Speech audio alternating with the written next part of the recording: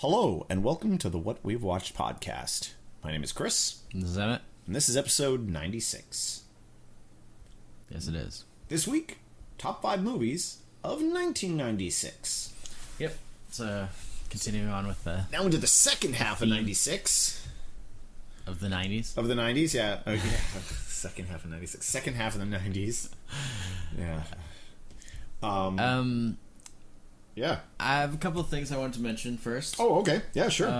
Because when I put up the 94 episode... Yeah, just yeah. I realized that... a couple of things... Well, I realized that... Because I remember I was talking about Legends of the Fall. Yes, yeah. For some reason, when I was talking about it, I said that it was like, this sort of family drama thing, and it was about like the two brothers. There's like the younger one played by Henry Thomas, yeah. Brad Pitt. Okay, I forgot the fact that it's actually about three brothers, because there's also Aidan Quinn. Oh, it also plays like the oldest brother. Okay, and is like a participant in the whole like story and everything, like just as much as any of the others. For some reason, my brain just like completely dumped, and yeah. So for anyone who heard that has seen that movie and was like, "What is he talking about?" There's three brothers. Yes, I know there's three brothers. I don't know why I said that. To be fair, I mean, you did preface it with you had not seen it in. Yeah, but I'm well aware of it. I don't know why. That's what my brain did. The other thing I wanted to mention was just because it's relevant to the 90s, is I just saw the other day, or a couple of days ago, the director Jonathan Demme passed away. Yes, and he did of course Silence of the Lambs, which was like one of the biggest ones of the 90s. So sort of interesting. His illness, so it wasn't like it was anything nefarious, but yeah, and of course, I mean, he's done lots of other stuff too, but that was kind of the big one that's relevant to the 90s discussion. So anyways, so 96, what were your thoughts about this one? Looking at lists and stuff. Turns out a lot of movies I like came out in 96. Big year, and the big thing is a lot of movies that I kind of like all the same, which made making this list like really difficult, because like in some ways like more difficult than like 94 was a tough year because there was some like sort of, but there were some real like, well, this is 94 had a lot of great movies, but also had a lot of like, well, this is a no-brainer top 5 movie. Yeah, for me 96 is there is 10 movies here and I like them all the same. Like, these are all great movies. I can't, so like I'm working to put one ahead of another. I found the most difficult for this year. Like, so far of the 90s, this was the most difficult year for me to go, no, this is a number 1, this is a number 2. Yeah. For me, I found there was a lot of movies I liked from this year, but not too many that I thought were just like in that top, like, just like, these are amazing classics. And maybe that's why I had a hard time. It was a lot of just kind of like good movies. Yeah, and maybe that's why I had a hard time. There's a lot of stuff where I was like, I like that. It's worth a watch. Yeah. It's not anything like that's going to be on any like top 10 all-time greatest classic amazing, but it's like there's a lot of stuff from this year that I found was just kind of like, oh, that was good. Yeah. It was good. It was worth a watch. Yeah. I liked it. I mean, there's definitely a couple movies from this year that are like widely recognized as sure, like fantastic films. Yeah. I mean, there always is. But there's no year where I don't think there's ever a year where there isn't some. It's just that it might depend on our perspective. Could you find a year where like no critically acclaimed movies came out? Yeah, no, of course not. Of course not. That never happens. But there is ones that hold less interest for us, maybe. Yeah. Or for one of us. Anyway. Yeah. And then other ones that may hold much more interest. So. All right. So, who's first again? Well, pretty sure I went first again last time, right? Yeah. Didn't we go? Let me look at my list here because this should be. Yeah, I'm pretty sure you went first. Yeah, I think so. Okay. Pretty sure. Yeah, because my number 5 was Mallrats last week, so. And your 5 was a tie. No. That's right. No. No, it was my tie. It was on. Oh wait, maybe it was. Yeah, yours was supposed to tie last week, so you did go first, right? Yeah. All right. I mean, I was pretty sure it was. yeah, I'm pretty sure you went first. Yeah. Yep. All right. So, I'm gonna start off with a film that saw in the theater at the time. Very much liked. Haven't seen it as much as I probably want to. It's a movie that I really like, but I like, oh yeah, I should see that again, and then I, end up seeing other movies and kind of forget about it. Humongous ensemble cast full of great characters. 2 Days in the Valley. Okay, yeah. I looked at it. Fairly okay rated. Yeah. I think it's like 60 something percent. That's more than I would expect, to be honest. Yeah. Because I feel like it's the kind of movie that wouldn't necessarily. It's a bit of an odd duck kind of, Yeah. but has a great cast. Charlize Theron. Yeah. Danny Aiello. Danny Aiello. Well, he's like one of the main characters. Amazing in it. Yeah. James Spader. Yeah. Jeff Daniels. Terry Hatcher. Yeah. It's Eric Stoltz. Keith Carradine. It's one of those 90s ensemble, wackiness ensues kind of, not wackiness. I don't want to make it sound like some sort of like slapstick comedy or something. Yeah. It's it's I meant wackiness in terms of antics. I think this is one of those ones that I think probably not a lot of people seen. It maybe a little under the I don't know. almost, I do see it referred to often. Cult classic movie, Yes, like in the context of like people who are like, oh, a movie that, in that sort of kiss bang bang kind of way, where people are like, oh, a movie that you totally have to check out, and it's like most people would be like, oh, I've never heard of that. And it's like, yeah, you should totally see it. Like people who know movies know it usually. Full of eccentricities, almost. Like, you could say maybe it's more, I don't say easily digestible because it's not like, but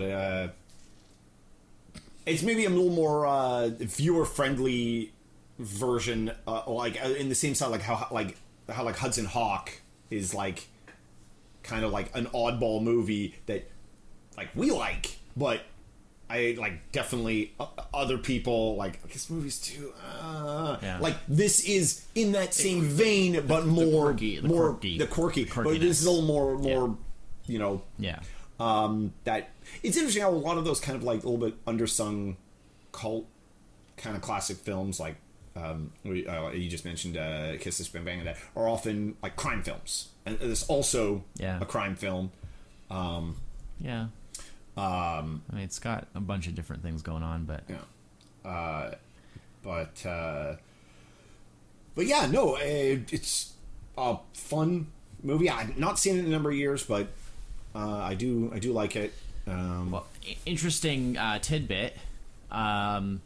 Due to the fact that numbers usually are put at the front when you're alphabetizing things, like if they're actual numerals. Oh yeah, not numbers. Oh, because it's a number 2, not a it's a Roman numeral 2. Yeah, not a Roman numeral. Just a number. Yeah, no, but there's a name for that for those numbers versus writing it out. So, due to that and the fact that normally goes at the front of when you alphabetize, 2 Days in the Valley is the very first movie on my collection. Of course, because you don't have a 1 and you don't have a 0. I don't have a 1 that's like just a 1, like the number 1. So, so if you look at my movie collection, the first thing on there is 2 Days in the Valley. So there you go. Holds a special place. Yeah. Also, didn't do super great in the box office either. It may have actually been a flop. I could only find box office numbers, not production cost. Yeah. So, which is odd considering it's not that old a movie. But it only made like 11 million in the box office. That's not very much for that cast, unless it was really cheap. But I mean, it was probably not super expensive, but no. I guess it's possible it might have broke even, but not probably after advertising budget. Yeah. But not a super long film. Very rapid paced. It takes place like in, I mean, 2 days in the Valley. It takes place literally over a 48-hour period. Yeah. Where it's like a day and the night and the next day. Yeah, and the next day. Yeah, yeah. A basic plot is Denio's character's gets involved in he's kind of an ordinary guy who gets involved in like a murder for hire to make money that he needs scheme.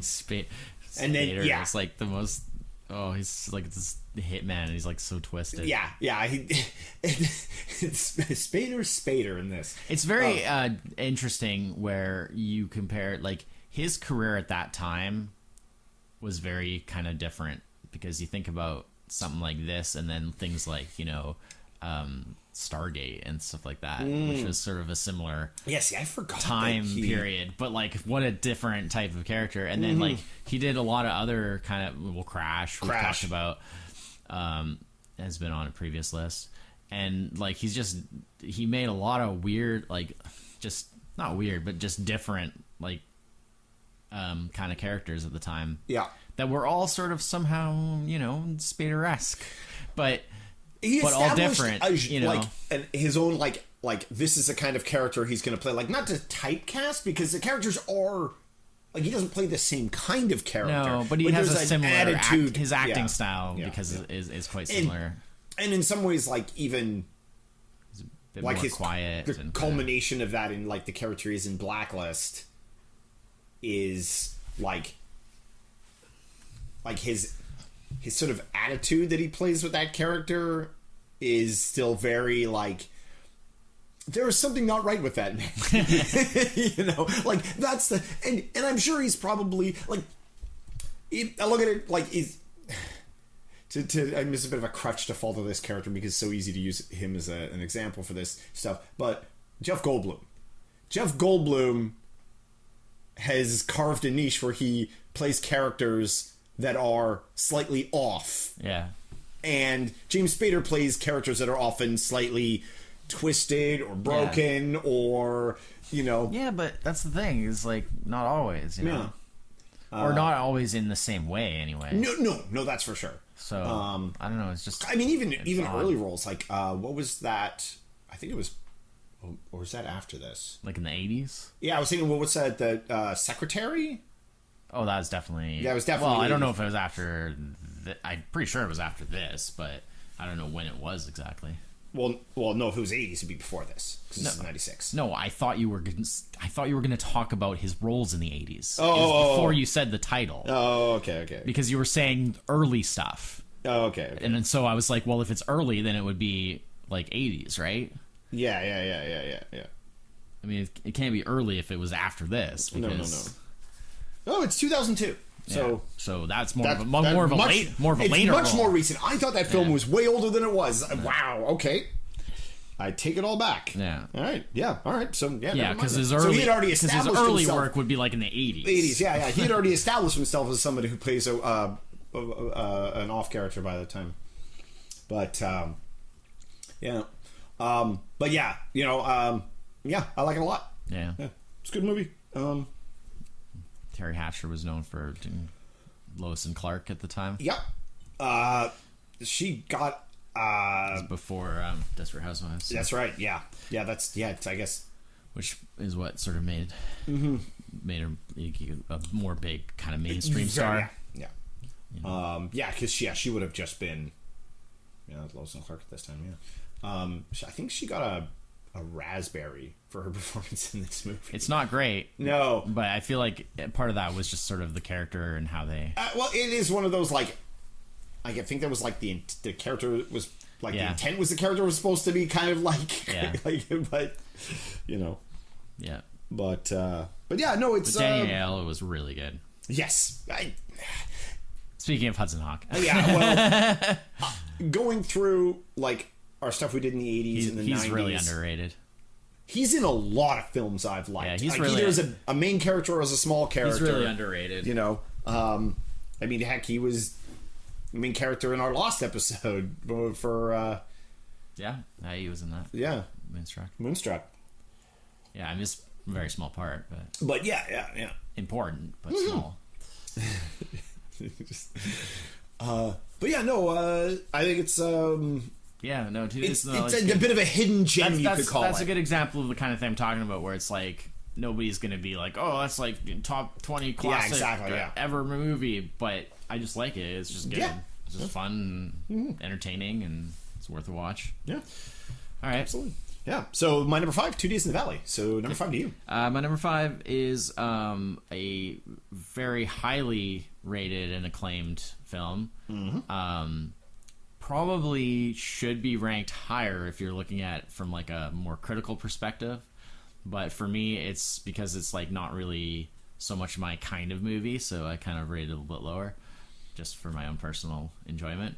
But it is from one of my favorite directors who has been mentioned several times on this podcast before, and was actually on one of our recent 90s episodes.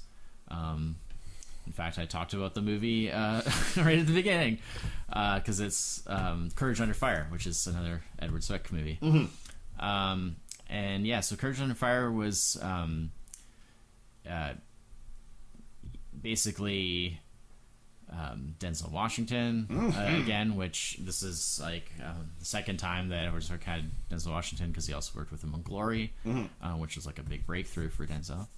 And he'll actually work with him again after this, so they definitely liked working together.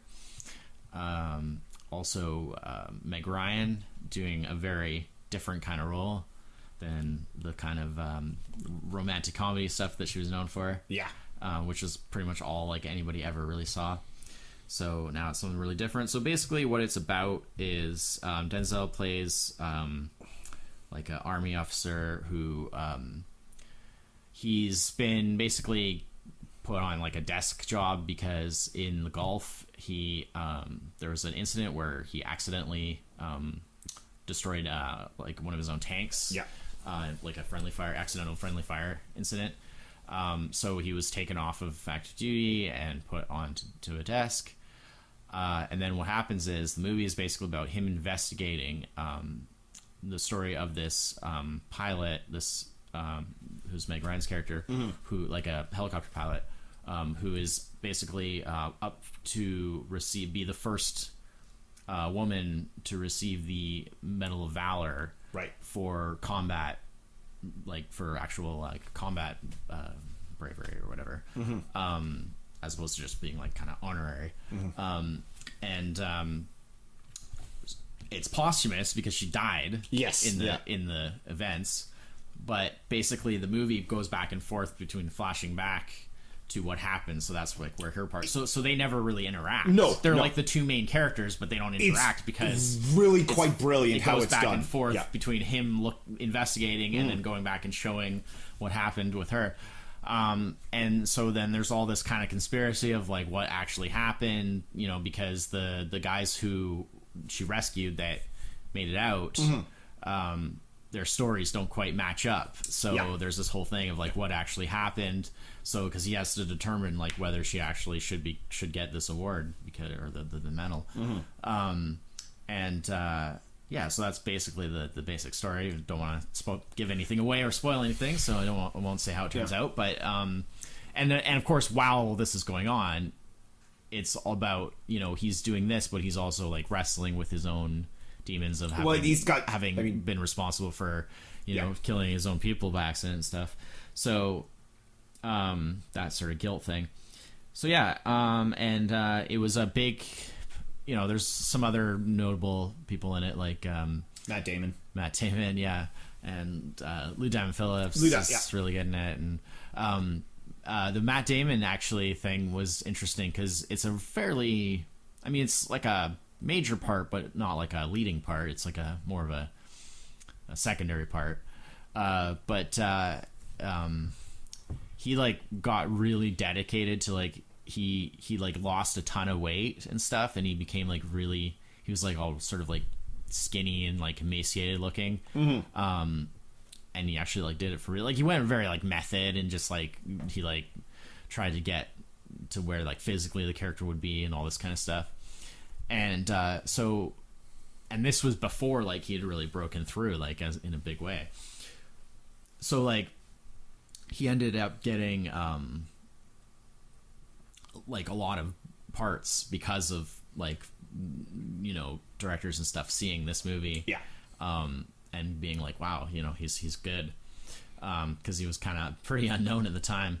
And one of the things that it led to was Saving Private Ryan, which is kind of like his really big breakthrough. But what happened was Spielberg saw him in this and was like, he's really good, but he didn't want to cast him because he was like, oh, he's too skinny, right? Because he had that real kind of, but that was just specifically for this movie. And then Spielberg apparently met him while he was making Good Will Hunting, when he was back to like his normal weight, and then it was like, oh, okay, all right, well, that's fine then. We'll hire him. And so then he got hired for the Saving Private Ryan thing, and then that was kind of like his big mainstream breakthrough. So, kind of funny, but yeah, it's really good, really good acting, good like writing. I mean, it's a highly acclaimed. I mean, I'm pretty sure it's in the 90s of percents and stuff like that, and it's very acclaimed. It's as a great reviews. As a huge fan of Denzel, this is like it's not a remake. It's not a It's so rare to see a Denzel Washington movie. He not really a remake. likes to do his remakes. Yeah. I mean, I'm not saying that it's a negative. This is like number 6 on my list. Yeah. As a big Denzel fan, and he's really excellent in this movie. Yeah. I like it's a very dramatic movie, and it's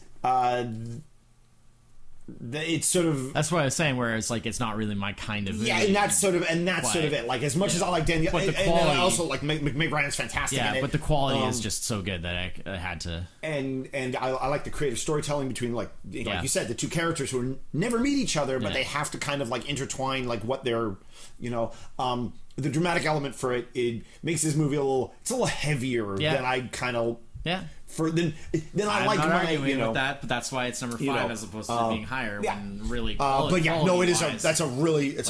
wise, it probably should be higher. But it is very highly, a bunch of awards. It's it's huge. I always get this Courage Under Fire and the movie where he plays the Secret Service agent. Crap, can't remember the name of the movie now. Mixed up, because the original posters for the two are very similar. Yeah.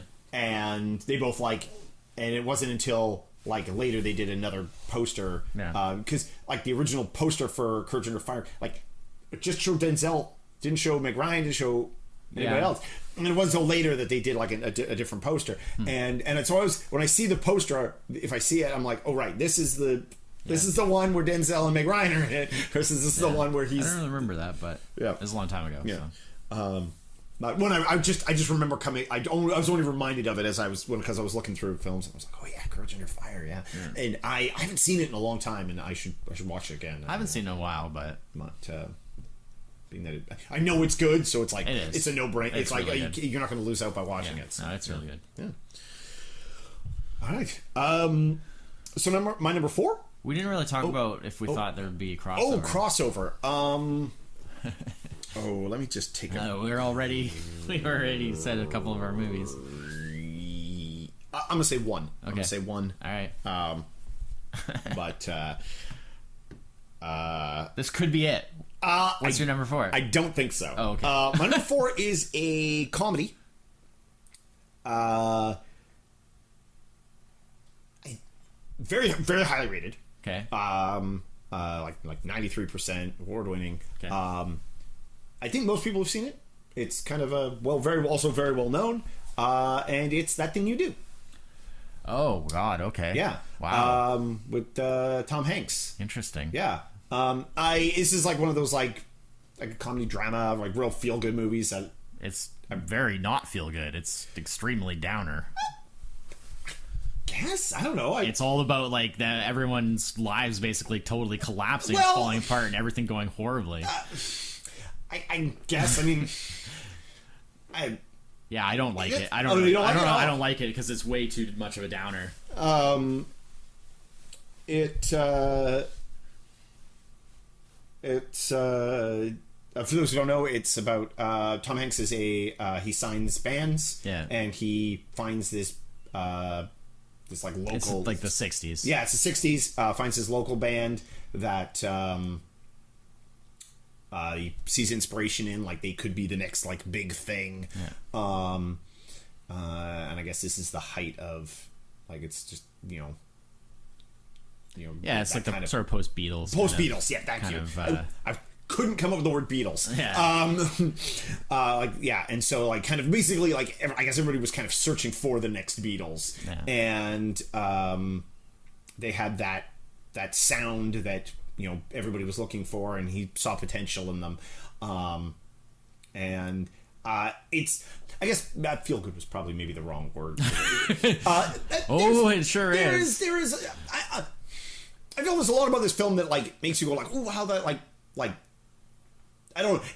I like all the characters in the film because the band members all have like there's no like where like the lead singer is like the main character and then there's a bunch of other people. It's just like every member of the band has a distinct character and has things that they go through. Yeah. And sometimes they have to go through them alone. Sometimes and I mean even Tom Hanks's character, I think it's like Mr. White.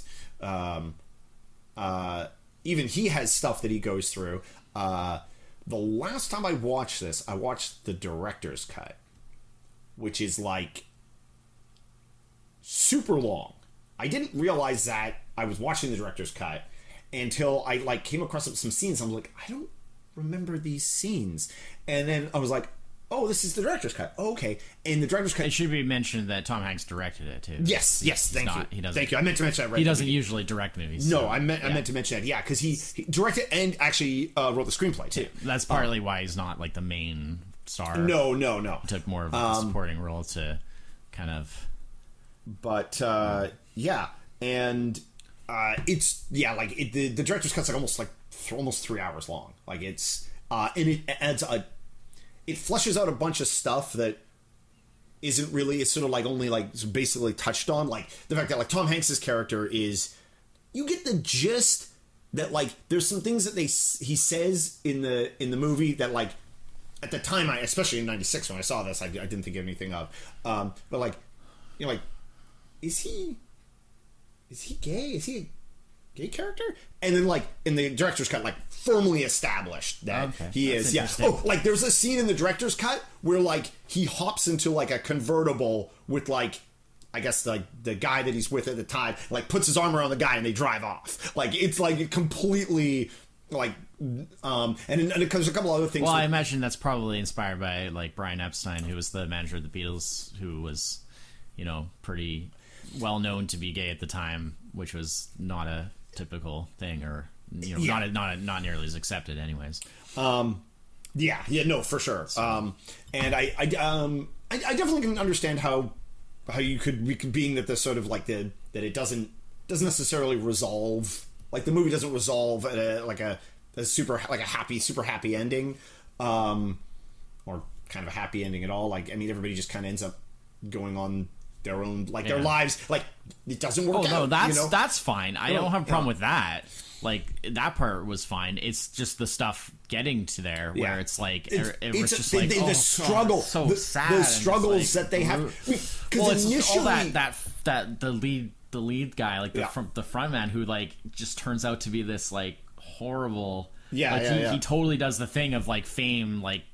And ego just like totally wrecking him, and like he just Tom Everett Scott's character, just turns against everybody, and just oh god, it's terrible. Yeah, he totally like lets it all go to his head, and it is because it's really like initially you think, oh well, they've got it made, like this is a slam dunk for them. Yeah, but that's there's no trauma in that. Yeah, exactly. And of course all the it's. I guess it's like a lot of band films where it does a really good job of showing like with fame and fortune, you got to watch yourself. I also felt it's a little too kind of on the nose of like sort of just kind of like taking elements from actual band stories and then is just kind definitely making yeah. a bit of a mishmash. It's And like I'd rather just see like a biopic of an actual band. That would be more interesting to me. That is a super good point. Yeah. It is very much. But that's fine. I mean, I'm not trying to talk you out of it. No. Liking it. I can definitely see where explaining why I don't. You could look at like everything that happins to them in this sort of movie generic, is literally just an amalgamation of. It's a little too generic. Yeah. But that's my opinion. And this is, maybe that was the intent of the film, just to kind of show. Oh yeah, like take a movie and show like kind of the. Well, also whole, when you are telling like the story, say if you're going to tell the story of like an actual band, stuff like that, you have to get all kinds of like clearances and like permissions and stuff. It's very complicated. Right, so the Oneaters. Yeah, that's sadly enough, that's my favorite part of the film. Well, it's a joke because it's it's sort of a pun. Yeah, I mean, that's always the thing that we reference as like a joke, but it's like that kind of gives the wrong impression to it because it's not really like it's. I mean, this movie definitely more dramatic than it's funny. Categorized as comedy drama, and it's definitely comes in that order. Like the movie starts with comedy, and then about I agree with that. It's about a third of the way through the film, I think it starts to switch over to drama. Yeah, I think it's more drama, but I think that definitely there's more comedy in the beginning, in the earlier stuff. Well, because it's the whole arc of like, hey, when things are going great, everyone's happy, everyone's like joking around, everyone's having a good time. And it's only when things start going bad. I'm glad in many ways that they dramatic. I think it makes a more interesting story that they didn't do the like, oh, everything's going bad, but then they just overcome everything and become a successful band anyway. No, it's much more realistic. That would have felt really too. It's much more realistic as far as like a comedy. Oh yeah, no. It's much more realistic to have it just be like, well, it didn't work out. They all go on to do other things. And, some of them. There's a lot of regrets in some of the decisions that they made. Well, maybe, but also some of that sometimes that's just it's as it's meant to be, right? Like there's a lot of people from bands from maybe not going back that far, maybe or even not going necessarily back that far, but there's a lot of people that were in bands that like maybe had like a hit, like maybe they're like one hit wonders kind of. No pun intended. One hit Oneaters.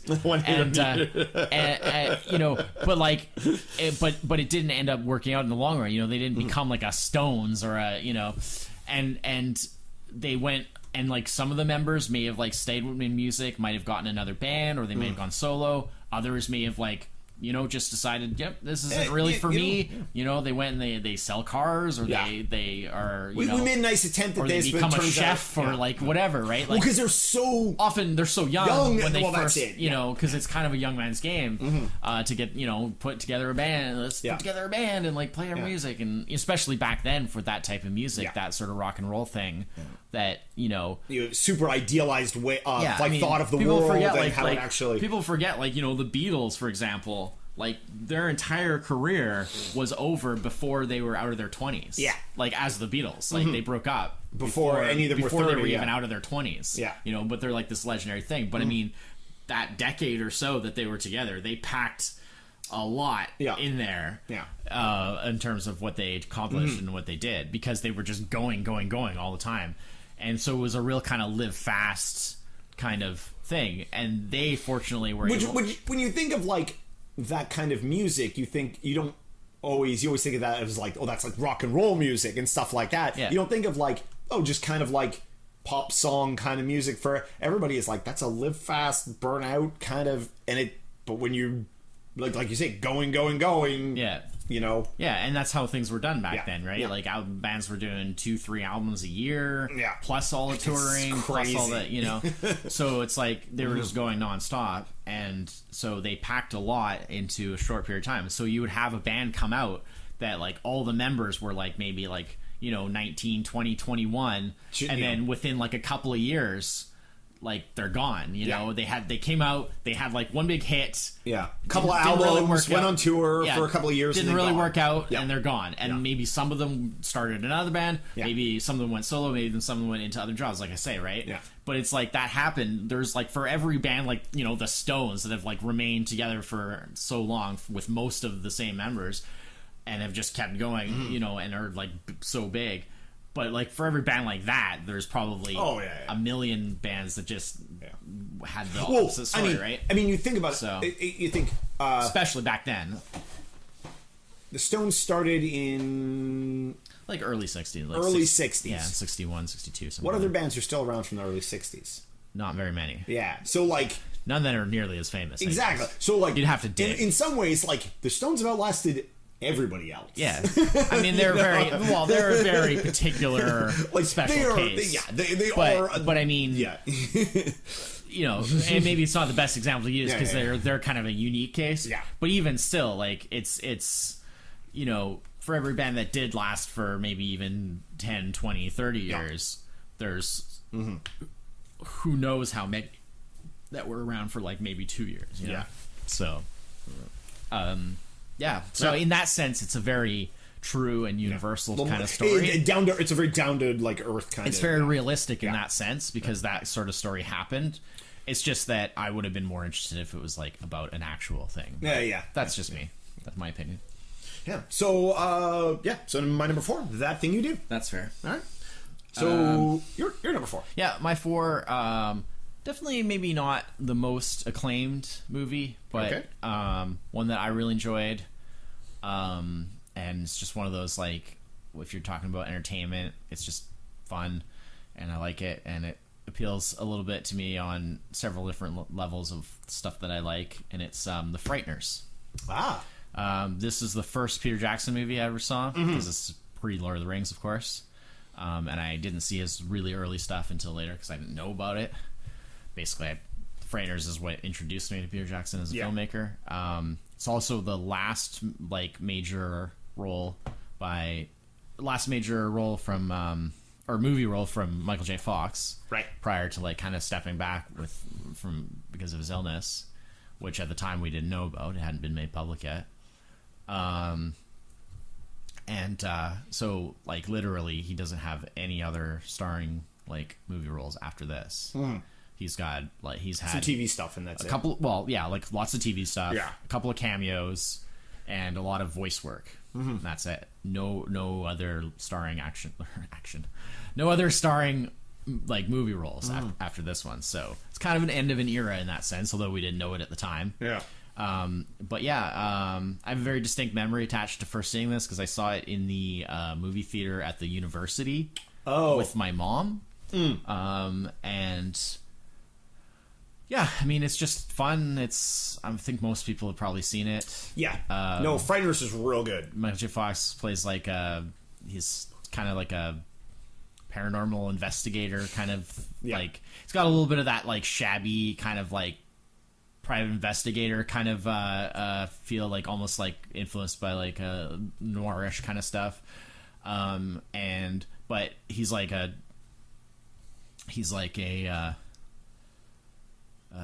what do you call it? Like, he's like a fraud, or people think he's a fraud. Yeah. And it turns out he kind of is a fraud, but kind of not, because there are actual ghosts, but he works with, there's like a couple of ghosts that he actually works with. So basically they go into the house, they start haunting the house, and then he comes in and pretends to get rid of them. Yeah.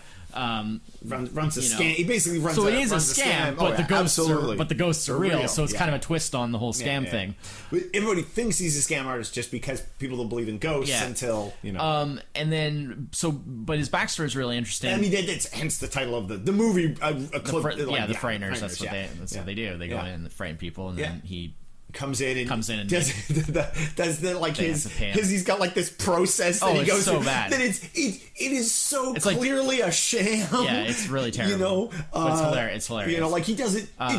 You think if you were gonna do that, you'd at least like, you have the real ghosts, you can put the real effort in, and he just puts in like zero effort. You know, but the thing is, because the ghosts are real, it works, and that's the only reason he gets away with it. Yeah, basically. You know, and it's like it's supposed to be this like small, like, I think it's supposed to be like in California or something, kind of like Northern California, all along the coast kind of thing.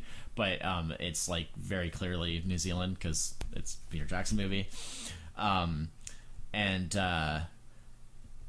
It's so like the locations are really nice. You know, and there's this whole interesting backstory where like basically he had been like an architect, and he was working on like his dream home or his dream house with his wife. Yeah. But she dies in like an accident because they had been arguing, and then he basically crashed the car and she died, and he had survived, and so it's like he's kind of a broken man because of this. So that's what leads to his whole.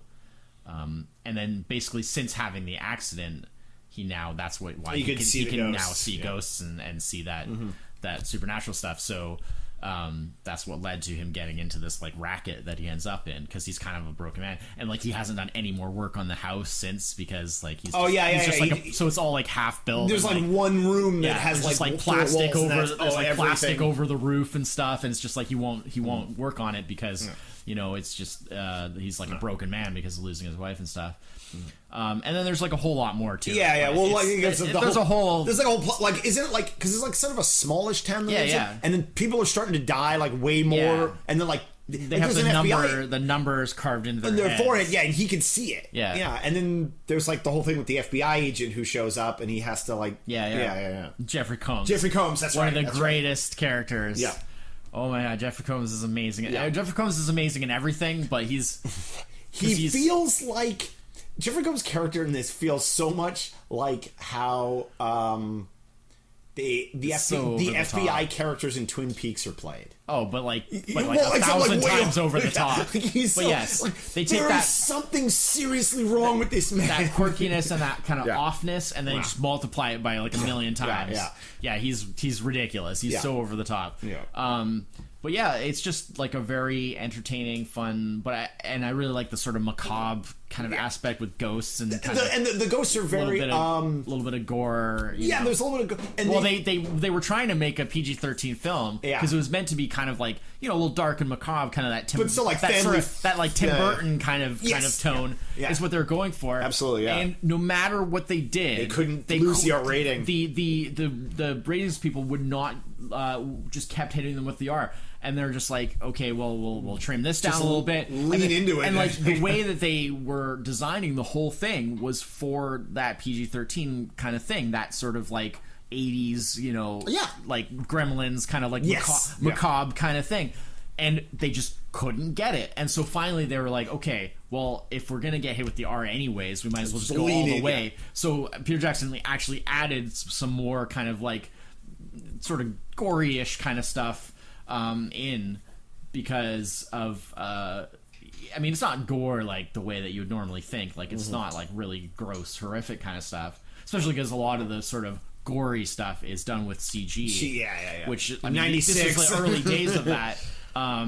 But basically it's a huge amount of CG in this, and it's kind of it's quite good. It's what sort of led to doing Lord of the Rings and realizing that, hey, we can actually do like something like that, because they had started it's where it's Weta Digital, which is now of course like one of the biggest visual effects companies around, but it had started out with they just got like a few computers and the programming and stuff to do because there's a couple of CG shots in Heavenly Creatures, which is Peter Jackson's previous film.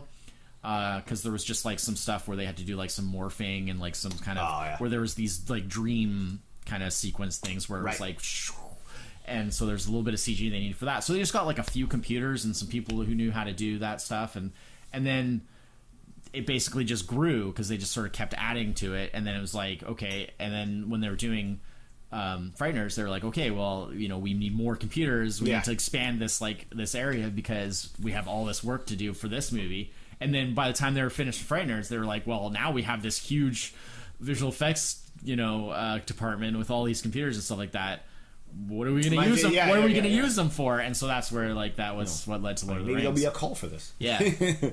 Another interesting thing about it was after Frighteners, the next thing that Peter Jackson was supposed to be doing was King Kong. His remake of King Kong.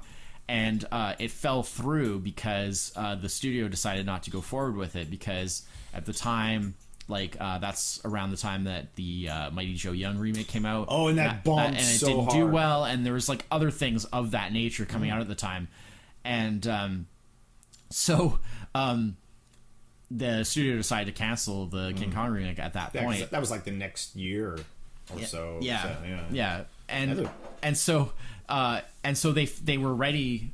They were all like ready to go for that, and then it got shut down. So it was like, oh, now we don't have a movie to make, and we have all these computers and everything and ready to go and stuff. So Peter Jackson basically spent a ton of time on making like this crazy in-depth documentary about the making of the Frighteners, which is on like there's like a collector's DVD type thing you get. I think it's probably on the Blu-ray now too, I'm sure. But it's literally, the documentary is longer than the movie itself. Like, it's like, the documentary is, I think, like over 2 hours.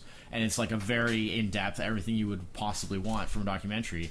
And basically, Peter Jackson made the documentary himself because he had all this time on his hands, because all that schedule that was blocked out for working on Kong was gone, evaporated. So he was just he didn't know what to do with himself. So he's just to eventually do it. So yeah, it was fine, exactly. You know, yeah, almost 10 years later. Yeah. So yeah, it was. One day I'll see the end of that. I can tell you how it ends. Yeah, King Kong falls off. Yeah. That's the part I missed. Yeah. Anyway, so yeah, that was kind of interesting. But yeah, there's just lots of interesting things and little stories behind it. Like Robert Zemeckis was an executive producer on it because originally the script was considered as possibly another. Tales from the Crypt themed like branded movie. They were going to be like, because they had done like a couple of Tales from the Crypt movies. Of course, they had done the series on HBO, which Zemeckis was like the executive producer of, and then they made a couple of movies. Right, they made Demon Knight and Bordello of Blood. Right, and they were like looking for possible other scripts to turn into Tales from the Crypt movie. And then so they saw this, and then they were like, well, you know, that sounds like it could be. And then like as sort of time went on, it became clear like, oh well, maybe that won't work as that.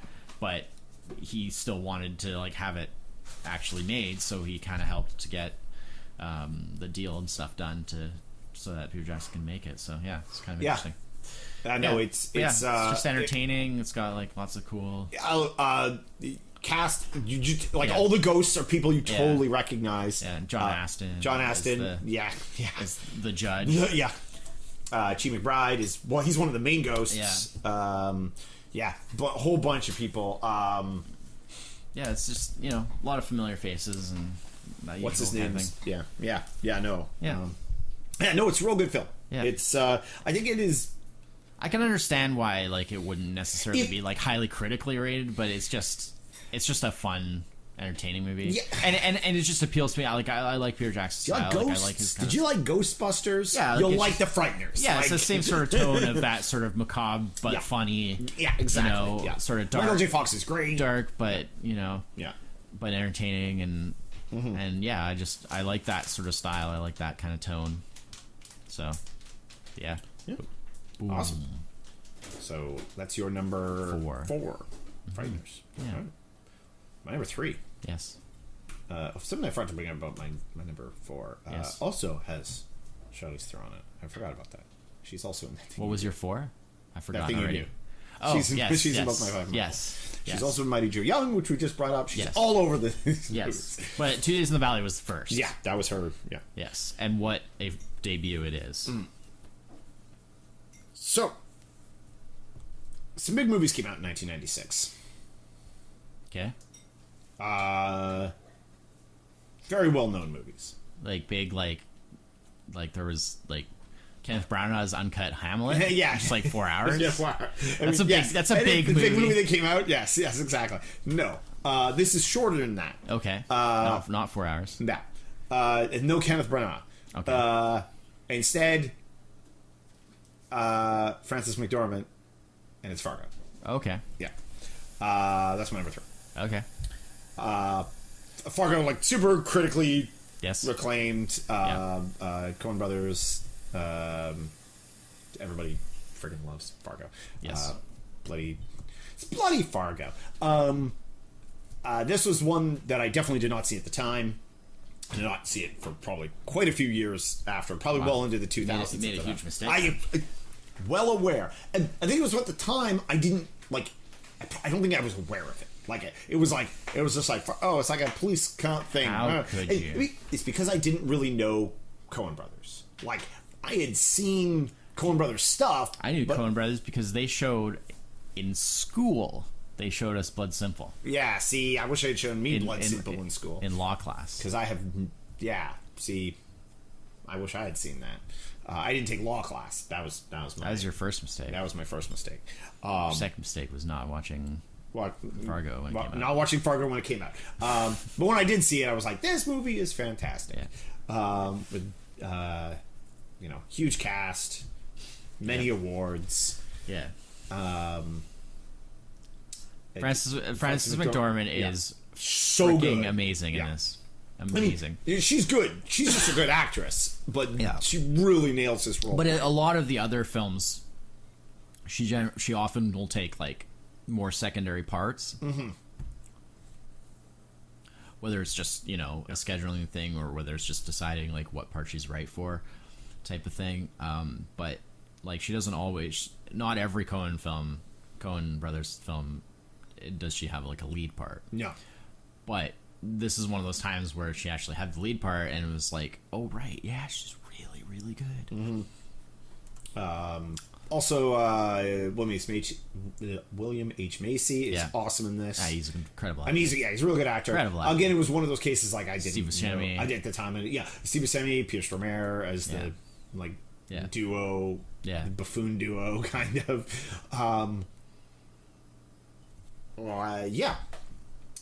Sorry, just brain derailed for a sec. It didn't sleep super great last night. That was your third mistake. That was my third mistake. Wow. Well, that's not bad if that was only my third mistake up until this point in my life. No, Fargo's super good. I really like all the way they put the Coen Brothers put the story together with the that's their thing. I mean, this movie is they're geniuses for that. It's their trademark, like top to bottom. Putting these intricate plots, with, like super intricate all these twists and turns of like characters like doing crazy things. I love how everybody in this movie sort of is like more or less exasperated with the situation that they're in. Like everybody knows that it's like this stupid. We're just gonna get this like briefcase of money. Like this shouldn't be as complicated as it is, and everybody's being like pushed to the edge. And it's just like, why can't we solve this problem? You know, it's not that hard. Because everybody is so dysfunctional. Yeah, and then it turns out it's because you're all you're all broken people. Yeah. Everybody's got their hang up or their whatever, and it's like completely interferes with their ability to be the character that they're almost kind of supposed to be. It's almost like this is like, and I guess maybe some Coen Brother films are maybe like that, where the movie itself is also sort of a bit like a behind the scenes, where like I can imagine a documentary being made about a movie where like this movie was barely made because all the actors had all these problems and they were all so dysfunctional. Only instead of it being the actors, it's literally the characters in the film can't get through the movie that they've been written for because they're so dysfunctional. Yeah. You know. But yeah, the Fargo is really good. Yeah. She won the Frances McDormand won the Academy Award for Best Actress. Well deserved.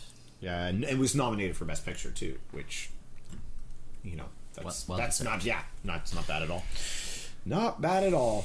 Yeah, for a little crime drama set in Minnesota. Yeah, yeah, which confuses a lot of people because Fargo is in North Dakota. But if you see the movie, it makes sense. It makes sense. Yeah, but I used to hear that all the time where people would be like, I don't get it. Like that's not especially because the accents, because they do like the heavy Minnesota accents on everybody, and they're like that's not what people sound like in Fargo and stuff like that. It's just like just watch the movie. Like it'll make sense. Yeah, like it is kind of like the Fargo. That's interesting because like I've watched the 2 seasons of the TV show, and they're neat because they take place. They're precursors to the film, which is neat because because the film just kind of like drops you off in more or less the middle of a situation with William H. Macy's character like in debt, and then that's where the whole money issue comes in. And so you're kind of like you're introduced to like plot and progress, and the prequel movies basically shows cover like sort of almost everything like up to the movie, and including like going back like quite a few years to like 20 years, I think 20 years before, like why things it's like the 70s, why things are so messed up between like the Fargo and like across the border in Dakota and all the all the adjacent towns and stuff like that, and what goes on, but Fargo is definitely, and I've seen it a number of times. It's much like holy crap, I almost said Lawnmower Man. Jeez. Much like The Big Lebowski, I have like, it's like, oh yeah, go back and watch that. Yeah, I don't know why The Lawnmower Man popped. Well, those two are probably like among the best. Like, you know, in like sort of the top few of Coen Brothers films for sure. All right. Yeah. So my number 3, Fargo. All right, my number 3 is a comedy also. Oh yeah. I don't know why I said that, but because number 4, your number 4, you introduced it as a comedy. Well, number 3, Fargo's pretty funny. It's got quite a few. I mean, it's dark. It's dark, sort of in between. It's sort of in between. It's not like the Coens have done full comedies. It's kind of in between. Yeah. Anyways, it's comedy. It is a movie that is very highly acclaimed and loved. It is one that I didn't know about. Well, I knew about, but didn't see back at the time. Oh.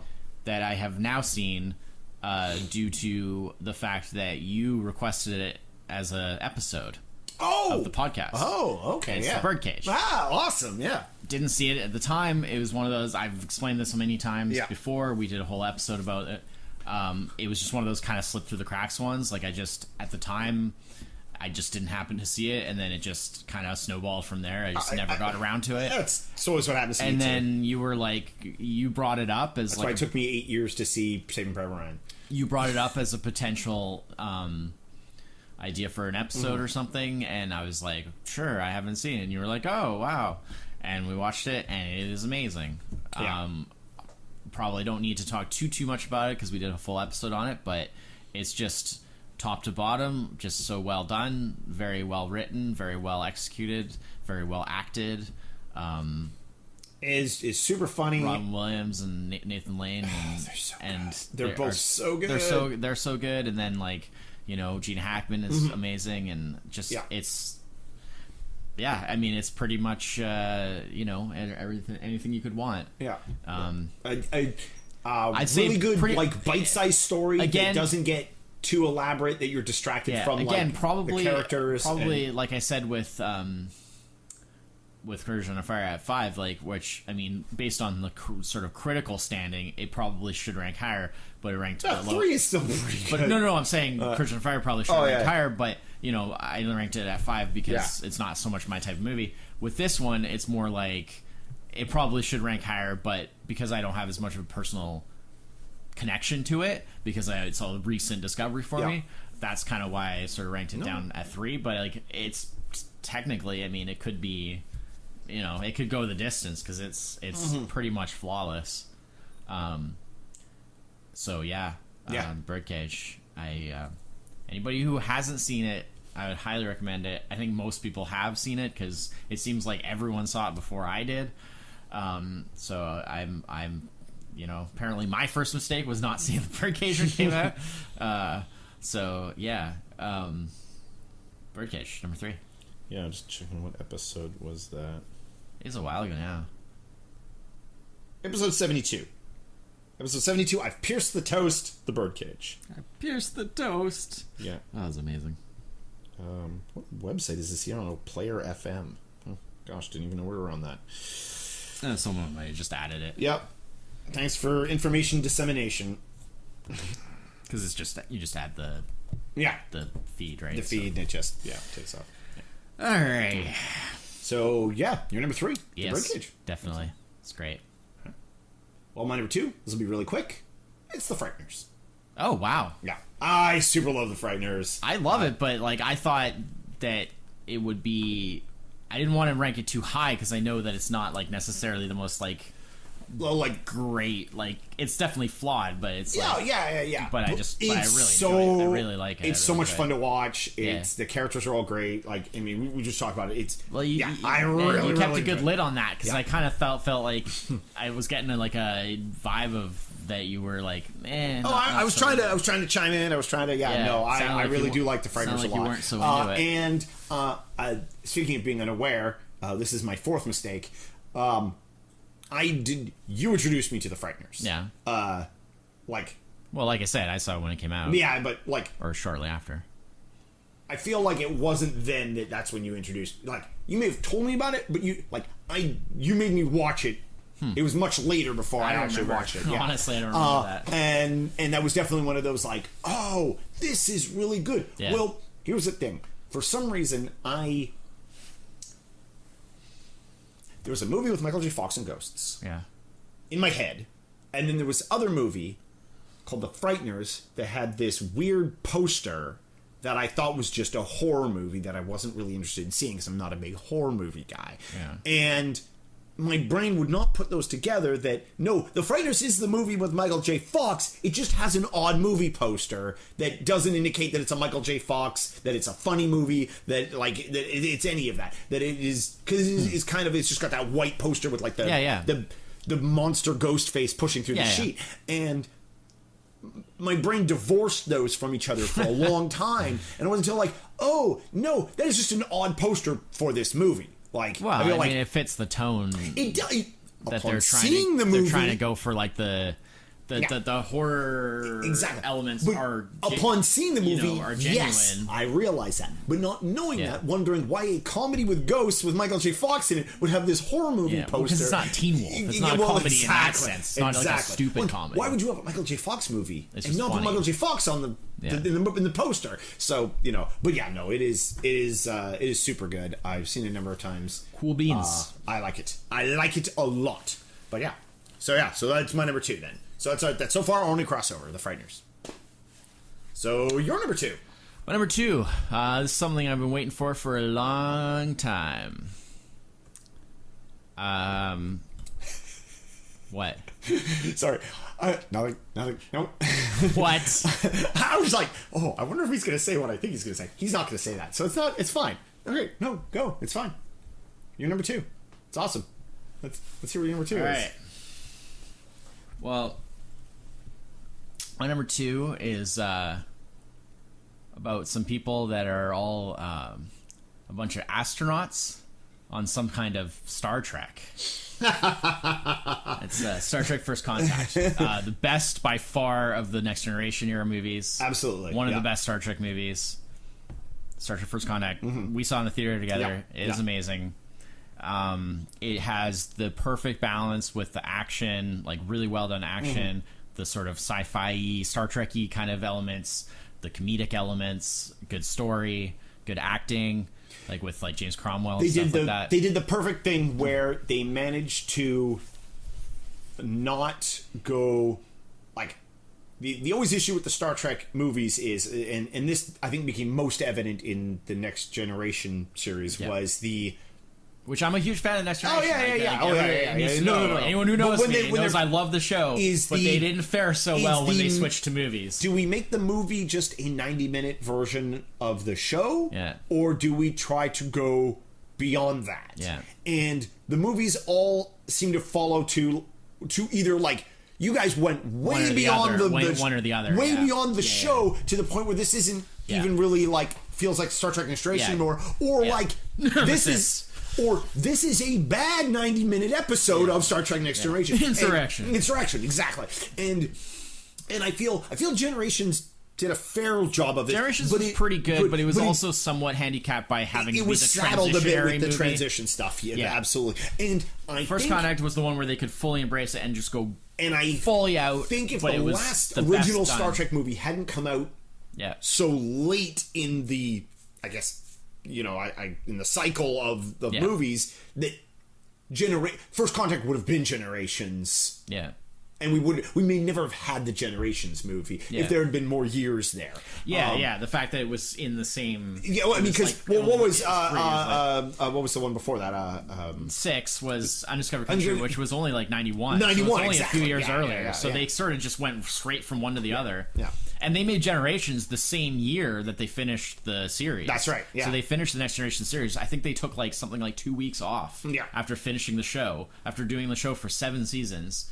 They finished the show. They took I think a couple of weeks off or something like that, and then went right into making Generations. Yeah. So it was definitely more of a transitionary movie. And then First Contact was the one that was full on. I mean, I guess it's probably so good. Maybe the actual day-to-day work harder, but probably way less time. It was the last time to film the movie than it would be. It was the last time that the Borg was awesome. Yeah, because they totally ruined the Borg in Voyager. Yeah, and it was just had some really great acting. We could do a whole episode on how they ruined the Borg. I mean, had some really good acting with James Cromwell, of course, as I mentioned, Alice Krieger playing the Borg Queen. Getting people that are actually legit, excellent dramatic actors was a huge thing. I mean, not that that's an unusual thing. They often do that. The guest villains and stuff for the movies are often. Because I mean, let's be fair. Good actors. The Next Generation actors are TV actors. Yeah. Who now in a movie had to step up their game, which and they did to a large degree. Yeah. So getting a good. I mean, obviously Patrick Stewart was always kind of the heavyweight. Well, yeah, but because he had his background and everything. But the others definitely stepped up to a large degree. They really had some of their best work in this. And that is not an easy thing to do. No, definitely not. Because often you can tell. Often you're just ooh, yeah, that kind of worked on TV, but it is one of those interesting things. And that's probably with nowadays. I mean, not always. Sometimes it's fine. Now, I don't say nowadays. I mean, recently in last 4 or 5 years. Well, you get the opposite. Well, the quality feature actors going to TV all the time. Yeah, now. well, you get the quality of acting you get in the higher end TV shows is much closer, if not better easily than on par than movies. Than absolutely. But I mean that's because often the quality of the material is much better. And that's right? a lot of they take a lot more care with it. They have better writers. They have better directing and stuff like that. Especially on premium. Around the late 2009, 2010, people started giving a damn about making television for some reason. And I mean, yay! But it was weird that transition. How But I mean, it's just awesome. Yeah. It's for Star Trek First Contact. Like I said, it's one of the best Star Trek movies. It's by far the best of the Next Generation movies, and it'll always kind of hold a special place for me because it's kind of, you could say in that sense, it's kind of the last time that Star Trek was really great, I suppose, in a way, in the classic sense. I mean, for old school classic fans like me, it definitely the best of the Next Generation movies. Maybe that last one was pretty good. Oh, the most recent of the reboot ones? No, the Last Generations one. What, Nemesis? That was the worst one of all. Nemesis was the worst. That was the worst one of all, man. That was terrible. Okay, what was before Nemesis? Insurrection, which was really blah. You're right. And they just made those 4. Yeah, that's right. Yeah, it's by far the best. My brain wants to put a really good one after Nemesis. I wish. Yeah, maybe that's it. It's wishful thinking in my brain.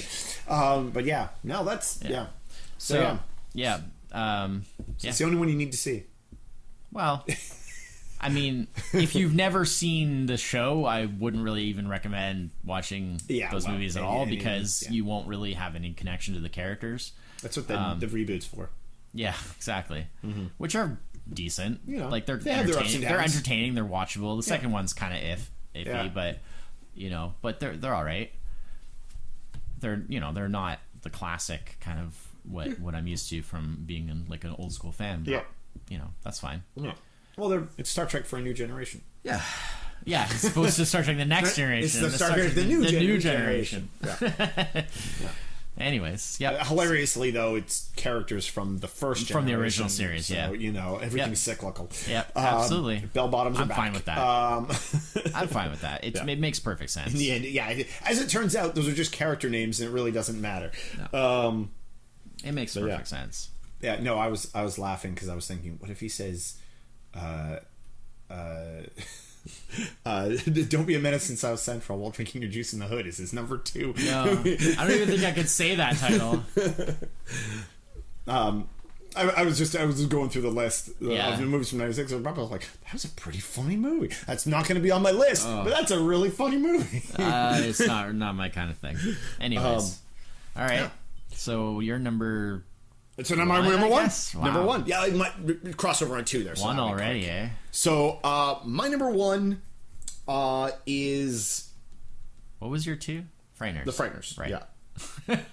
Yeah. I forgot already. All right, you're number 1. That's all right. Is from 1996. I'd like to say that joke never gets old, but it got old like the first time I did it. Pretty much immediately. Oh, when I did it in 1990. Yeah, and it basically got old immediately. immediately. Okay, anyways. And by a director that is very well known now, Michael Bay, and is The Rock. Wow. Yeah. You're going to get a lot of flack for that. Really? For putting a Michael Bay film at number 1? Okay, fair enough. The world hates Michael Bay. I know the world hates They keep putting money in his pocket. Yeah, they hate it. They're like, here's my $10, screw you. Yeah. I don't know what that's about. People didn't hate Michael Bay in 1996. Yes, they did. Did they? Yeah. Not as much as they do now, because this is pre-Pearl Harbor, but... That's true. But yeah, people always hate him. Yeah. Yeah, you're probably right. They probably didn't really hate him then, because at that point, all he'd done was like...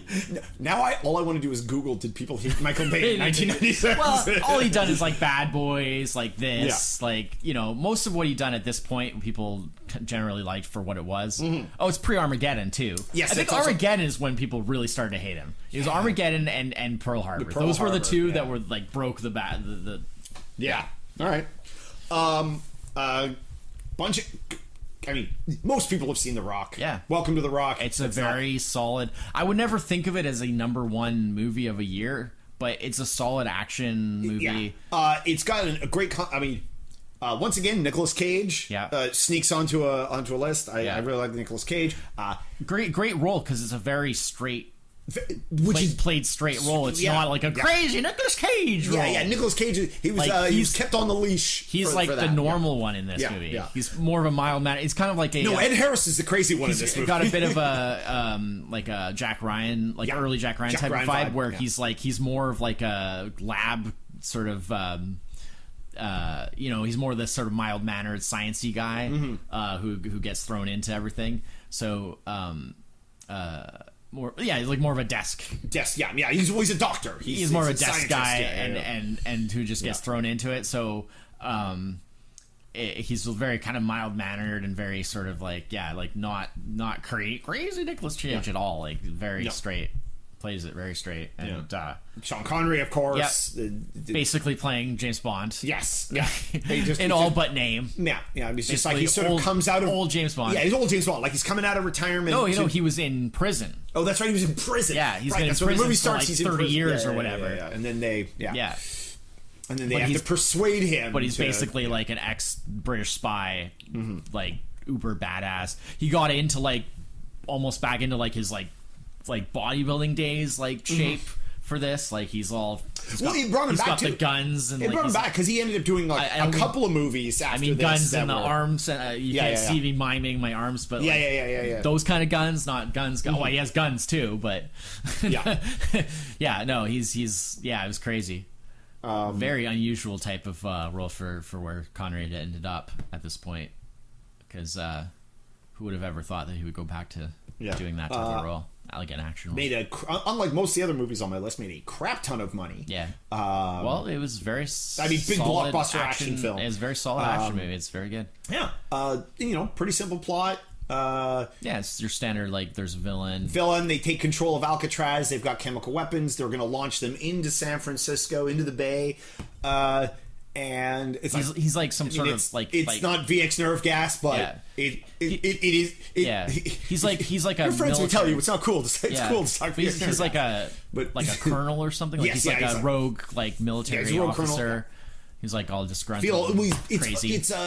It's that whole like post Iraq war. Like he feels like men died under his command that didn't need to die. Yeah. And He feels like so he's like sort of revenge. He's doing that like it's the revenge America, like kind of thing. yeah, like that revenge that like this is what I have to do to make them notice, to make the government notice what they're doing. Yeah. It's a very it's a trope. It's very true, you know. Absolutely. But Ed Harris is great. Like because he plays that. He plays that. When was the last time you saw something with Ed Harris? And you were like, man, Ed Harris was terrible in that movie. When did that ever happen? No. Somebody's gonna there's gonna be a comment for somebody saying or blah blah blah, and I'll be like, I'm gonna look at a list of Ed Harris movies, going, oh yeah, that was really bad. What I don't know what he was doing that. I'm sure he's been in some bad movies, but I doubt he's ever been bad. I feel that's a go. We use that go-to a lot with a great actor, but it's so true. Yeah. Like it's a truism. Yeah. There's a lot of actors that have done some bad movies, but they're never actually bad themselves. But and so they make the attack on Alcatraz. Yeah, it's a really solid. It's a simple, big, solid action movie. What you would expect, but it's a good one. Yeah, I personally, I think, Michael Bay's done some real questionable movies. Definitely some of the worst would be like, what I mentioned before, like Armageddon, Pearl Harbor. I like Armageddon, but like I'm fully aware of what that movie is. The second Transformers movie is awful. Oh yeah. Most people I'm sure would say they're all awful. Pearl Harbor, no good, eh? I've never seen it.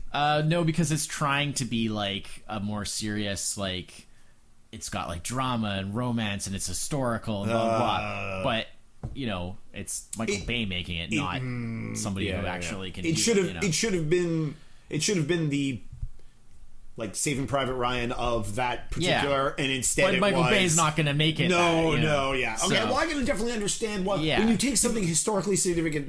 People just Michael felt Bay that it was very absolutely kind of understand why people sold it short as to. The significance. I just thought it didn't look very interesting, so I never saw it. But like that being said, I agree on those kind of things. But that being said, like I will to a certain degree, I will defend that the fact that Michael Bay actually has made some really entertaining movies. If you look at them for what they are, like they're actually really solid. And even some stuff that's underrated, like I really like The Island. Most people don't like that. I think that's one of his best movies. It's you could say the Michael Bayness in The Island is a little lower, quite a bit lower than other than the fact that he's does his action scenes and stuff are very similar and stuff like that. It's not as bombastic as his usual. No, it's good. It's got some good actors and just I don't know. Like I just feel like people give him way more crap than I think. And I think a lot of that crap is because I think that I feel the volume of that crap comes. It really started with the Transformers stuff. Well, and that was, obviously, when you get into something that's so like fan driven, obviously there's going to be a lot of outcry. Yeah. I get that, and I don't really have an issue with it because there's definitely some questionable things about those movies. I'm not so much of like a fanatic about like Transformers, not even close to it. That for me, it's a bit easier to separate those. Yeah. Definitely I won't make any attempt to defend the second one at all because it was really bad. But that's the thing. But yeah, like I just feel like he knows. I feel you could scrape together a solid 20 good minutes out of that film. I think there's only one good scene in it, and it's the this Ravish scene. Yeah. And then I later like the way that Ravish gets killed when Bumblebee basically like bones him. Oh, right. Tears and strips. He's so much bigger. Pulls he's so much bigger. Out of his body essentially, and I liked that because that was really like an epic thing. But that's like literally just a moment. It's a super tiny moment. And then the other thing is just the part of Ravage attacking, and that's pretty much the only thing I like in that whole movie. Basically, like I'm sure there might be the odd moment here and there that I'm not remembering. Yeah. But like everything else is pretty terrible. Like the whole big battle in the desert at the end is pretty much all bad. Yeah. Their version of Devastator is terrible. Oh yeah. Like all the stuff with the pyramids and stuff is terrible. Like all the jokes, none of the jokes land. It is really like everybody. Not to turn this into discussion of Transformers, but it is really where like the human characters in the first one were questionable. Yeah. They were like there was no question about how bad they were in the second one. Right, correct. And you definitely saw that in the third one. They were like, oh, let's maybe tweak that or dial that down a bit. A lot of people will say it was still just as bad. Oh, I don't agree at all. No. But anyways, that's a whole nother discussion. Yeah. Right. Yeah. There's a franchise we could do sometime. Maybe. Probably dog. I feel it's a little dog piling. Well, I also feel like maybe that could spur some good comments though. Yeah. People tend to get passionate about their going after those movies. But anyways, The Rock is like I say, I would never have thought of it as like a number one or even a top 5 type of movie of a year. But if you're looking at it in terms of just being an entertaining action movie, absolutely, that's very solid. Sort of like it really just super solid. It's just it's one of those really like movies, So my number 1 is The Rock. So now your number 1. So any ideas on I have a could be? fair idea. I have a fair idea what this is. Does it feel like there's a piece, something missing? There's a piece missing. To say there's maybe a sequel to this movie coming out soon. Would I be in the right ballpark? Nope, not even close. I have no idea what you're talking about. Oh, okay. All right, then I think I know what it is. All right. Okay, my number 1 is Fargo. Yeah, okay. Yeah, that was it's... I wasn't sure how much I should chime in because it wasn't one of those back-to-back rankings because it was number 3 on yours. Yeah. So I was like, I better wait. That's why I waited on the Frighteners because it was a couple of... But it is one of the best films the Coen brothers ever did. It is absolute genius top to bottom. Their ability to create those intricate plots where things just one thing leads to another and it totally spirals out of control from like a simple start to just like what the hell happened. All the characters are just very entertainingly, like we said, dysfunctional, but like in an entertaining way. Like it's just so you're just watching it going like, oh, I cannot believe these people. But like in a good way, like because it's just like I can't believe these people are so terrible, but like but it's entertaining. Oh yeah, terrible. Absolutely, yeah. It's like when you read about like a Darwin Award winner, and you're just like that's a good way of putting it. You're just like, humanity. Oh god. But yeah, like all the actors are great. Obviously, we talked about Frances McDormand already, amazing. William H. Macy, amazing. Steve Buscemi's great. And I mean, we pretty much covered all that. But it's I wasn't sure because I know you like Fargo, and I know it was up there, but I didn't think it would be your 1, and so the fact that I thought maybe you would bump it in lieu of something else, no, I mean, just to fit the movie on. It's just great. It's just really good. It's probably one of the even though I had seen other Coen films before this, like I had seen obviously, like I mentioned, I saw Blood Simple in school, right?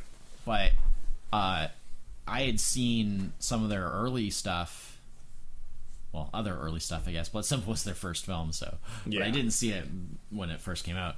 But like before that, I'd seen some of their other early stuff, like Raising Arizona, without really knowing who they were or that the Coen brothers was a thing. So I had already seen a couple like that, but seeing Blood Simple in school and then going like, oh, there's Coen guys, okay, who are these?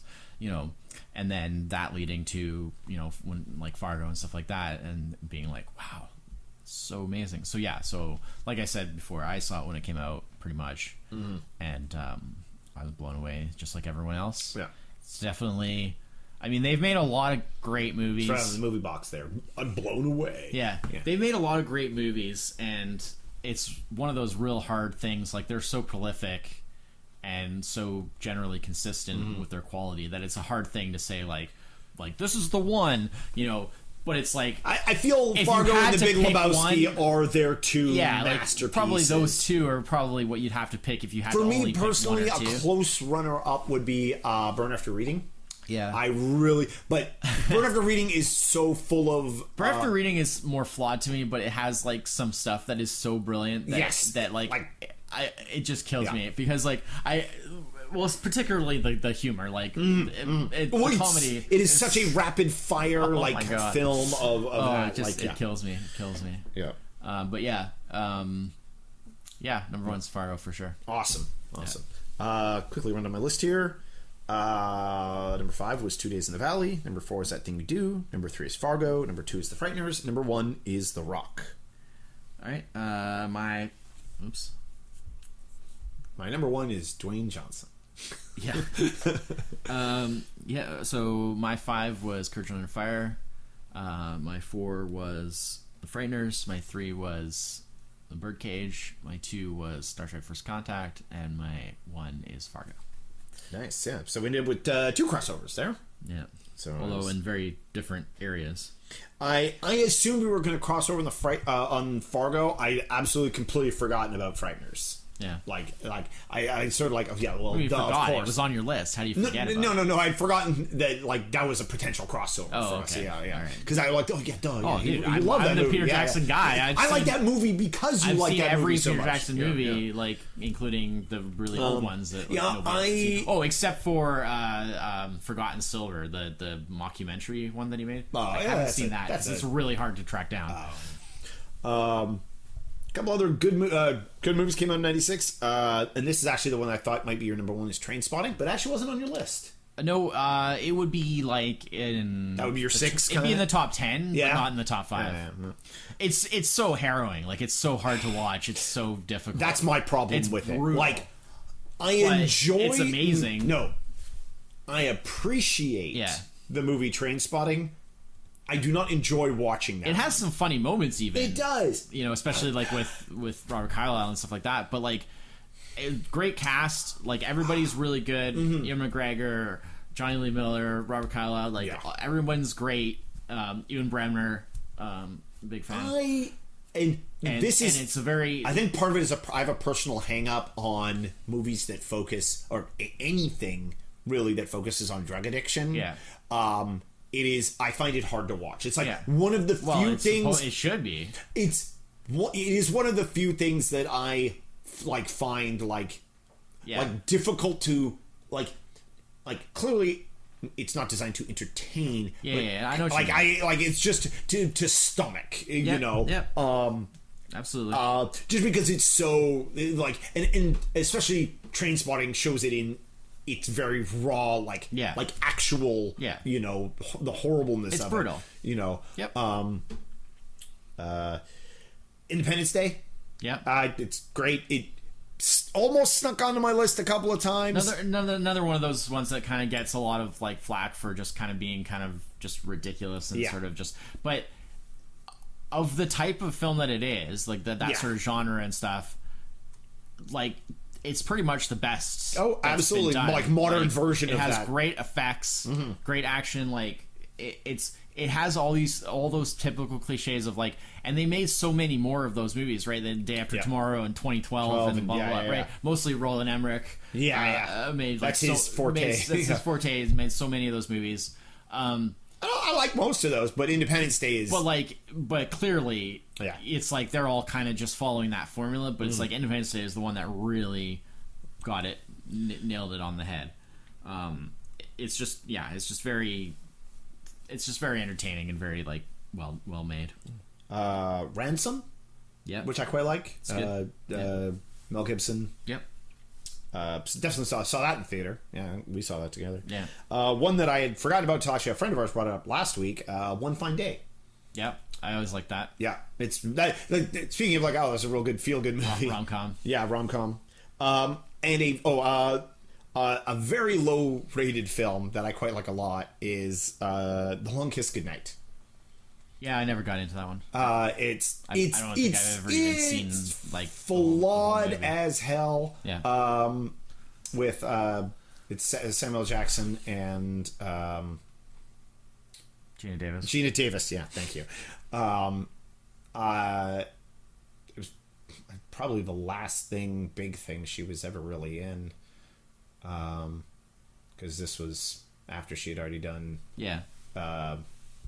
All the big 80s stuff and that. And There's No Crying Baseball, and this was, I'm pretty sure this was post Cutthroat Island, which was already up. Yeah, that was already a nail in that coffin for sure. And it was too bad because I like Gina Davis as an actress a lot, and it was too bad that she just kind of that was her first mistake doing Cutthroat Island. Cutthroat Island, which I mean, Cutthroat Island has issues. That's my catchphrase. Yeah, that's your catchphrase. That's your first mistake. That's your first mistake. Your first mistake was 1996 films. Like, I don't dislike Cutthroat Island. I quite enjoy Cutthroat Island, but I'm fully aware of there are some issues with that movie. Like, you know, interesting way to put it. But you know, my like of pirate films. Yeah. Draws me to that. And then then I had like, you know, the Birdcage. I love pirates, but I'm not gonna blindly love pirates. If it's crap, if it's pirate crap, it's pirate crap. It doesn't matter if it's pirates. But yep. All right. So one that was on a previous top 5 that was not on here for that reason. Yeah. Jerry Maguire. Jerry Maguire, yeah. That was on my Tom Cruise top 5. We talked Mission Impossible before. Yeah, the first Mission Impossible came out in 96, which is crazy to think. They're still making them. I remember Romeo and Juliet being a big deal at the time. Yeah, if we don't... we gotta mention Romeo and Juliet, because I'm sure Rob will kill us if we don't bring it up. But, I loved it then. It is not dated well. Yeah, I definitely... It's not aged well, I should say. I definitely feel it was it's like... very dated now. I remember, like, what's the big hubbub about this movie? Going to see it, being like, okay, that was good. And then a number of years seeing it again and being like it very rapidly... It's very gimmicky. It's it's very 90s. It's very 90s and very gimmicky with the way that the filmmaking techniques and stuff that are used. At the time it came out, I thought, like, this is the future. This is what all movies are going to be like in a few years. Because it felt very revolutionary at the time. And now it feels very dated because that style was really kind of confined really to just that era, and then that, like, it never really came back. That music video movie. Yeah, and it never really caught on in the way that I thought it was going to. Like, I remember, like, my mom at the time, like, back a few years after, or, you know, a couple of years after that, and you know, I was talking about that version, and my mom was like, oh, what about the, you know, like the Franco Zeffirelli version, the '68, you know, classic version. And she's like, oh, you know, you gotta see this. This is like the classic version. And I like tried to watch it, and I like hated it because it just seems so like slow and boring and like lame. And I was not very what's the word? Like, I was not very receptive. Yeah, like, but I was not very respectful. Oh yeah. In regards to it, and my mom didn't really understand where it was coming from, and then I was able to show her the 96 version, and she was like, oh, I totally see what you're talking about. That is amazing. But like I say, it's kind of, now it seems really dated, and then now I actually really like the Zeffirelli version because it just feels classic and just, you know, very, very traditional, but like very well made. I mean, I like them both, but in different ways, but you know, now I can appreciate the 68 version. And the 96 version is still good because everything that was good about it then is still good. It just feels very kind of dated and sort of like not that as impressive now. But I mean, it's not bad. It's just, you know, it is what it is. Great soundtrack though. Yes, music is some of the best ever in a movie. Yeah, Romeo and Juliet. Yeah, definitely 96. Full of a lot of movies that I remember like enjoying more at the time than I've probably enjoyed. I gotta mention Mars Attacks. Yeah. Tim Burton. Yeah. Totally ridiculous, but you know, it kind of works for it. Yeah. From Dusk Till Dawn. Yes. Yeah. Don't really like it that much once it gets to the full like thing with the monster. What they say are vampires, but really they're more like zombies. They're like monsters at the end. But once it really kind of gets into all that, it's not nearly as interesting. But overall, it's pretty cool. Like, it has some really cool parts, and the combination, the creative collaboration combination of Robert Rodriguez and Quentin Tarantino is like a really cool, you know, collaboration to get together. I wanted to bring up a special mention. This movie was not on my list. Mostly because I haven't seen it in quite some time. I remember seeing it. I remember being excited to see it because of the trailer. and it had the music in the trailer was done by a band that I really liked at the time. Frontline Assembly did the music for the trailer, and then that music was not in the movie, and that was Crash. Yeah, we had that on top 5 before. But it was already previously in our top 5. David Cronenberg's weird. It's an adaptation of the J.G. Ballard novel. Yeah, super strange. But yeah, 96 big movies. Beautiful Girls. That was Beautiful Girls. Tin Cup. I really like Tin Cup. Tin Cup is great. Tin Cup was like a contender for the list. Oh, really? Wow. I love Tin Cup. Oh, okay. I like Tin Cup too. I ended up like it's more of a. It would be. I'm not a golfing movie guy, but it would be like in the top 10 rather than the top 5 type of thing. But it's close. Like it It came very close. It's Kevin Costner. Yeah. Of anything else from this year, aside from like the special mention ones that have been on other lists, I'd say Tin Cup probably came closest to getting on to my list. Not the Cable Guy? Not the Cable Guy. Not a fan of the Cable Guy. Not English Patient? No. Me and Elaine Bennis. Oh, yeah? Don't like the English Patient. Oh, yeah? No. How about Dragonheart? I remember loving it at the time. Oh. I remember thinking, Sean Connery's Dragon, this movie's so good. That's a good idea. You know? I remember the dragon. That dragon looks so awesome. And then that movie did not age great. Like, I never thought it was anything really that. But I really liked it at the time. You know, every once in a while, I always think I could really go for a dragon movie, and then, I fall asleep watching Dragon Wars or something. Just never mind. I take it back. It's a tough one. Yeah. So that's our top 5 films of 1996. Next week we're gonna jump into 97. Closing in on the end here. It's 97 will be I guess that's a 20th anniversary films. Yeah. Also succinctly right in the middle of our you're my actual life, because we were 20 in 1997. You turned 20. Turning 20 in 1997. I'm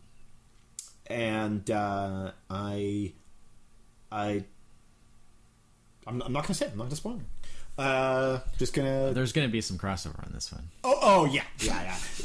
Absolutely. It would not surprise me if we go as high as 4 out of 5 on 97. Wow. Wow. I feel don't say that, because now you're challenging me to go like obscure to like surprise you. Yeah. But yeah. So So thanks everyone for listening, and we'll catch you with you next week. My name's Chris. This is Emmett. Cheers. Bye bye.